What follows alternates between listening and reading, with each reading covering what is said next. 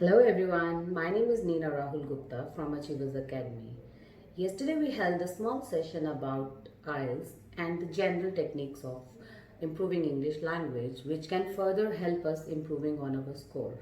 So today we are going to have a session about different modules of IELTS. There are two modules in IELTS, the general training and academic training. General training is for those who want to settle in the country, and academic training is a module who want to study in the countries like Canada, Australia, New Zealand, UK. What is the major difference in these two modules? That is reading and writing. Listening and speaking is same for both. So today we are going to have a small session on the first subtest, that is listening. The listening duration is 30 to 35 minutes and there are 4 parts of listening. Total number of questions are 40. Now when we're talking about 4 parts of listening, the first part and the second part are about general discussion.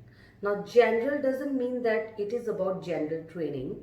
It is about the general discussion. That means there is some clipping, there's some recording which has been picked from our day-to-day life. For example, a new student joins a hostel and he's facing some problem in catching up the mess, or he's just trying to fix some issues with his room. So he's discussing with another student, or maybe he's discussing it over phone with a receptionist, or maybe he consults a counselor in the university, or a husband and wife, they go to buy some electronic products and they're discussing with each other which would better suit them in a day-to-day life and what features are they looking forward for.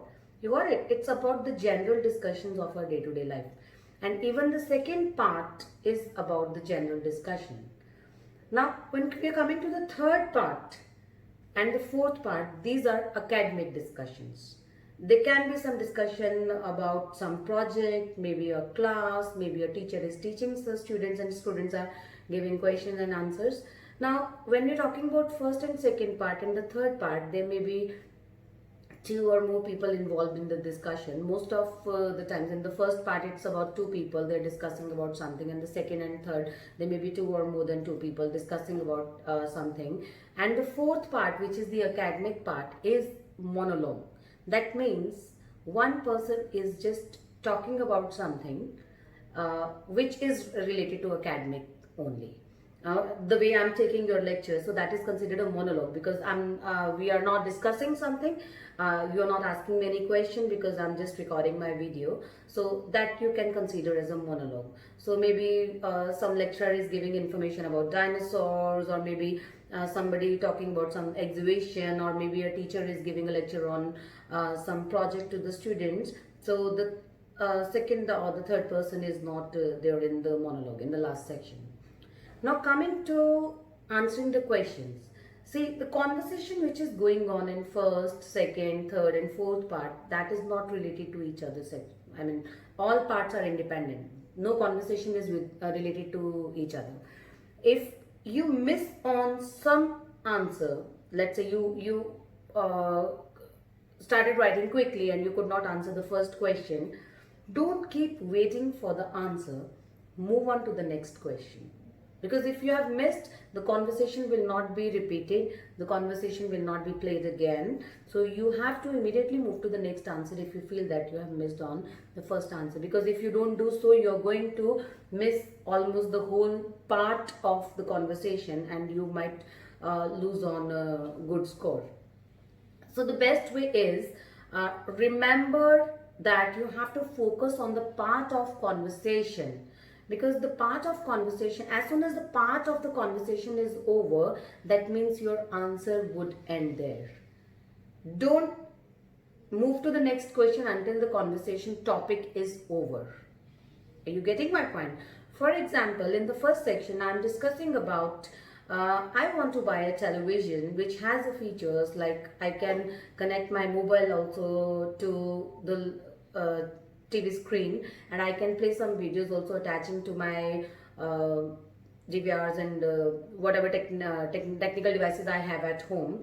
So I'm discussing about those features which I'm looking forward, and I have discussed about television and I move on to the refrigerator. That means the topic of conversation about television is over and I'm moving to the refrigerator. I'm sure you have understood that we really need to have good concentration and understanding to get good score in listening.